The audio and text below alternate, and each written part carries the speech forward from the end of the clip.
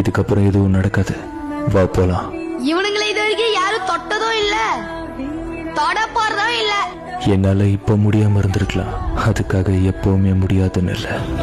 ஆமா, நான் பல வாட்டி தோத்து போனவன் தான். ஆனா ஒவ்வொரு வாட்டியும் ஜெயிக்கிறதுக்கு முயற்சி பண்ணவன். காயப்பட்ட சிங்கத்தோட மூச்சு கர்ஜனையை விட பயங்கரமா இருக்கும்.